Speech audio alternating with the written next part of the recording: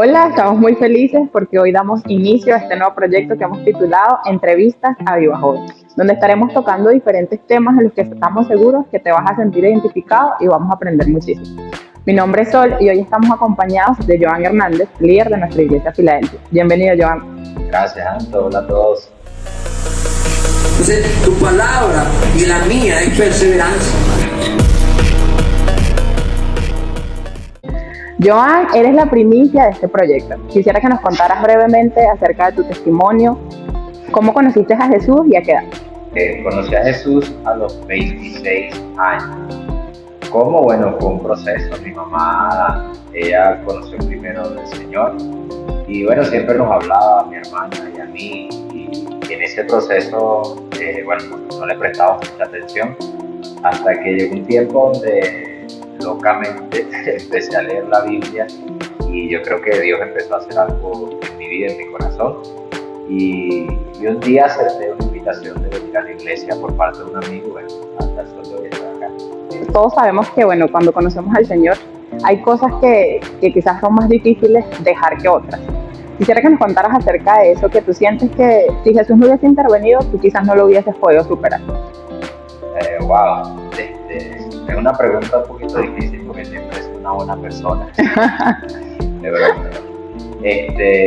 Yo creo que con temas de carácter, sí, el que me conoció antes de que viniera a la iglesia sabe que mi carácter es un poco fuerte. Quizás cuando en la adolescencia me caía golpe siempre, sí, era como de mal carácter, me molestaba fácilmente. Y bueno, Jesús, yo creo que una de las cosas que ha hecho es que me ha hecho una persona quizás más feliz, con un carácter más dócil, más manso. Entonces creo que ese es el mayor cambio. Amén, qué lindo lo que hace Jesús. Vamos a darle inicio a esta entrevista con una serie que hemos titulado Más allá de la iglesia. Este nombre viene debido a cómo nos ven a nosotros los cristianos o a la iglesia fuera de ella. En el ámbito secular, quisiera que nos comentaras un poquito acerca de esa área donde tú te desenvuelves, acerca de tu trabajo. Bueno, mi esposo y yo tenemos una empresa de consultoría en el área del desarrollo del talento. O sea, con palabras más fáciles, ayudamos a que las personas y los profesionales desarrollen sus capacidades. A eso nos dedicamos. Tenemos gente, tenemos líderes y bueno, estamos inmersos en esa área y trabajamos en el área empresarial. ¿Crees que a través de tu trabajo puedes cumplir la asignación que Dios te entregó? Claro, definitivamente. Yo creo que esto de la asignación, y asociándolo un poco con lo que decías al principio del mundo secular, yo creo que todo parte de entender cuál es el llamado que Jesús nos ha hecho. Y Jesús dice claramente que así como mi Padre me envió al mundo, yo ahora los envío a ustedes al mundo. Ahora, puedes quitar esa palabra mundo y le puedes colocar allí el nombre de tu trabajo, le puedes colocar tu universidad, o le puedes colocar cualquier ámbito donde tú te desenvuelvas. Entonces, partiendo de esa idea, entendemos que sí, que obviamente podemos cumplir el propósito y el llamado de Dios en cualquier lugar donde nosotros hagamos vida, incluyendo nuestro lugar de trabajo, la profesión a la que nos dedicamos. Amén, totalmente. Dios nos entrega estrategias a cada uno para poder cumplir su propósito. ¿Cuál ha sido la estrategia que Jesús te ha entregado a ti para llevar su palabra en ese ámbito donde quizás hay personas que no tienen los mismos valores cristianos que tú tienes? Bueno, yo creo que la estrategia, no solo la herramienta, es el don. De hecho, hay un proverbio que dice que el don del hombre le abre camino y lo coloca entre los grandes. Entonces, Dios utiliza nuestros dones para abrirnos caminos, para abrirnos pasos en los lugares donde nosotros nos desenvolvemos. En mi caso, sí, uno de los dones que Dios me dio es el don de la enseñanza. Y eso es lo que hago. Me dedico a enseñar en diferentes áreas, diferentes temas. Y ese ha sido quizás, como una vez lo escuché con un predicador que dice que decía que tu don es tu red para pescar. Entonces, ese ha sido mi red, esa ha sido la estrategia. Utilizar mi don y ponerlo al servicio, en este caso, de empresas, profesionales, entre otros. Bien. Como iglesia, ¿cómo podemos marcar la diferencia de manera positiva en lugares de influencia a nivel secular? Por ejemplo, puestos de trabajo de autoridad. ¿Cómo podemos marcar esa diferencia y ser luz en esos lugares? Yo creo que hay dos cosas fundamentales para marcar la diferencia en el trabajo o donde quiera que Dios nos coloque. Uno, siendo confiable. Creo que eso es vital. De hecho, yo creo que la gente no tiene problema con la fe que tú profeses. La gente a veces tiene problema en que tus hechos no se alinean con lo que tú dices que eres. Entonces, cuando nosotros cultivamos credibilidad, ahí estamos marcando la diferencia, y más en un mundo donde hay una crisis de integridad, donde es difícil hacer lo que dices. Y eso es lo que la gente ve allá afuera. Hay crisis quizás con los políticos, crisis en las universidades con los docentes, entonces hay crisis en el liderazgo, y todas estas crisis tienen que ver con la credibilidad. Entonces, si queremos marcar la diferencia, número uno, tenemos que ser personas creíbles. Y lo otro es haciendo bien lo que hacemos. Si hacemos bien lo que vamos a hacer, eso también nos va a abrir puertas y nos va a ayudar a marcar la diferencia. Entonces, es un poco ir en contra de la mediocridad y perseguir la excelencia, la mejora continua, porque a quien no le gusta estar al lado de alguien que hace las cosas bien. Hay que tener coherencia con lo que decimos y con lo que hacemos. ¿Hay alguna anécdota que te haya pasado de alguien que se enteró que eres cristiano, y algo cómico, una anécdota que nos pudieses contar? Wow, es que, bueno, yo creo que la mayoría sabe que soy cristiano, ¿no? Pero recuerdo, por ejemplo, estaba dictando una conferencia en Margarita, una compañía que me contrató para ir a Margarita, y en esa conferencia estaban todos los dueños de agencias de viaje de la isla.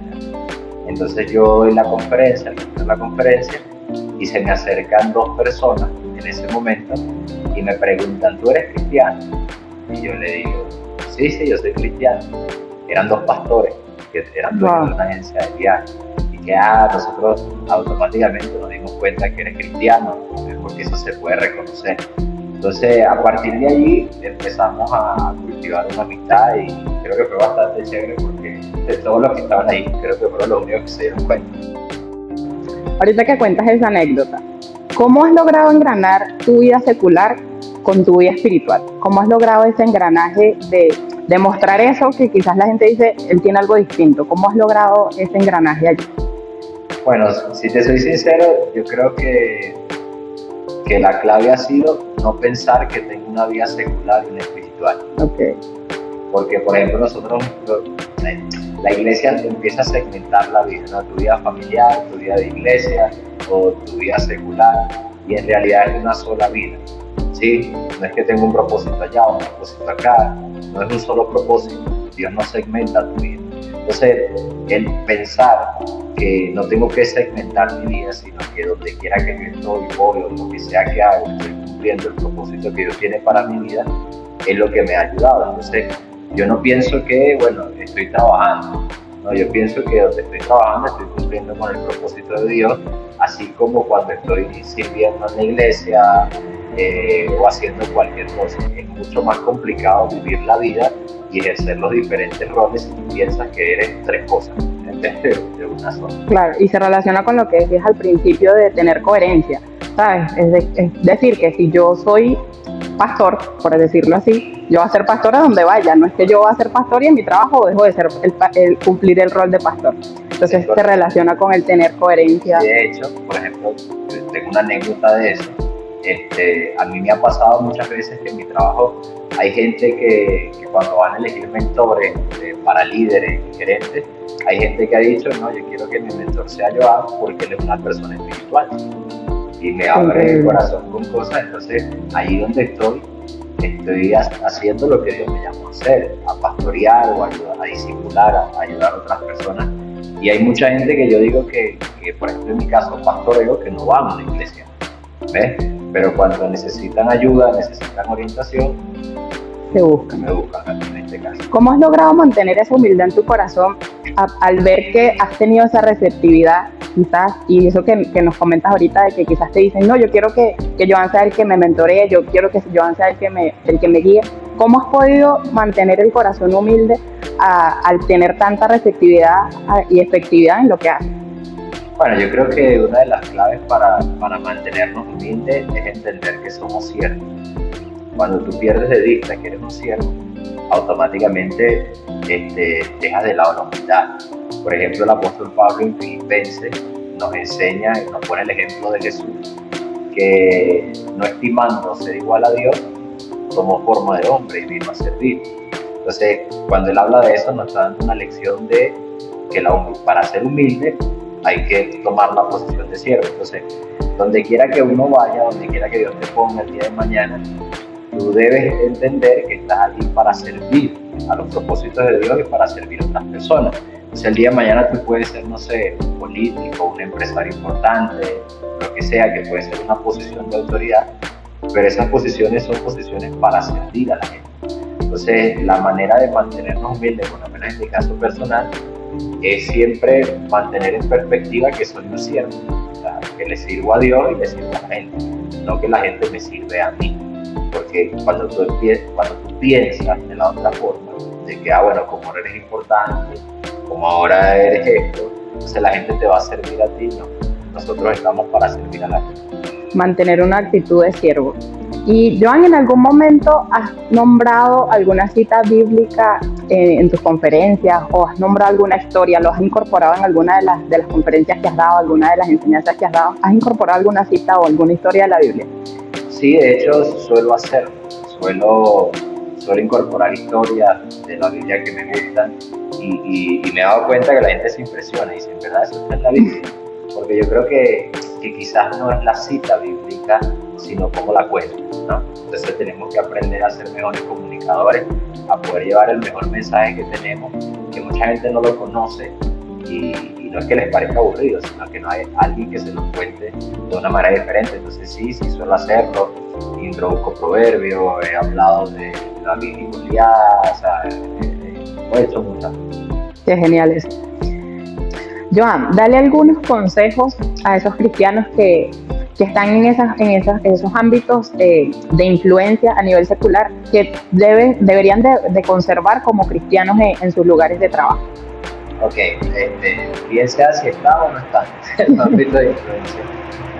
Uno, que debemos ser pacificadores, donde quiera que estemos. En una sociedad donde hay tantos conflictos, lugares de trabajo, siempre hay desacuerdos. Entonces creo que si la gente nos va a reconocer por algo, que nos reconozca porque somos pacificadores. Entonces creo que eso marca la diferencia. Dos, la credibilidad. Entonces debemos conservar también nuestra integridad. Necesitamos dar un buen testimonio. Y no estoy hablando de ser perfectos, pero sí vivir los valores que representan nuestra fe. Bien.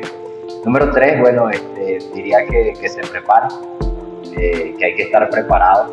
No podemos ser personas que hagan las cosas mediocremente, sino que tenemos que prepararnos para poder ejercer bien nuestro rol en esos lugares donde Dios nos coloca. Y trabajar duro, que no podemos ser cristianos flojos, ¿sí? No podemos ser los que llegan tarde al trabajo, no podemos ser los que se van de primero, los que incumplen, ¿no? Porque creo que eso es una de las cosas que a veces molesta más a las personas en los trabajos. Entonces creo que hay que hacer las cosas bien. Ok, ser el mejor ejemplo. Correcto. Ser un gran ejemplo en los lugares donde estés. Ok, estamos ya en la recta final de esta entrevista, estamos terminando. Para cerrar vamos a hacer una dinámica rapidito. Escoge 2 papelitos de los que están acá. Ok, estos 2, muy bien. Vamos a leer. Estos son unos retos. Okay. ¿Estás dispuesto a asumir los retos? Sí. Ok. Menciona un versículo que le quieras dedicar a los jóvenes que te están viendo. Un versículo de la Biblia, obviamente. Un versículo de la Biblia que le quiera dedicar a los jóvenes que me están viendo. Creo que es el capítulo del versículo. El capítulo del versículo cuando fue escrito. No, mentira. Bueno, Mateo 6:33, que creo que fue el verso con el que Dios trató conmigo cuando lo conocí. Busca primeramente el reino de Dios y su justicia y todo será añadido. Entonces, ese versículo para mí es parte de mi filosofía de vida, y cuando somos jóvenes queremos muchas cosas, tenemos muchos sueños, pero la clave es buscar primeramente el reino de Dios y Dios se encargará de todo. Amén. Cántame rapidito. A la mentira. El segundo reto, tienes que desafiar a 3 personas a que participen en las entrevistas de Viva Joven. A 3 personas. de la iglesia Filadelfia. Wow. A Karina, Ok, mi esposa, a Eric, ok, y a Gira. ok, muy bien, muy bien. Bueno, Joan, para finalizar ahora sí, quisiera que nos dieras como un mensaje de reflexión o de inspiración para todos esos jóvenes que nos están escuchando. Wow. Bueno, quiero citar las palabras de Pablo cuando le dice a Timoteo que nadie tome poco tu juventud. Y yo creo que es algo que la juventud de ahorita necesita tener en cuenta. Dios ha creído en ti, que me estás viendo, ¿sí? Pero tú necesitas creer que Dios ha creído en ti. Entonces, la mayoría de las puertas en tu vida, Dios las va a abrir cuando tú creas que Él te llamó, que Él tiene un propósito contigo. Y yo creo que en el tiempo en el que estamos viviendo, no se trata de preguntarnos si Dios quiere usar a la juventud, sino se trata de que te preguntes si tú crees que Dios quiere usarlo. Entonces, independientemente de donde estés, en el liceo, en la universidad, en el trabajo, la edad que tengas, estoy seguro y convencido de que Dios quiere usarte para grandes cosas, pero tú tienes que creer en ti mismo y que nadie tome poco tu juventud. Amén, amén. Que nadie tome en poco nuestra juventud. Atesoremos esta palabra en nuestro corazón y bueno, ya hemos terminado. Gracias, Joan, por participar y por ser parte de esta entrevista.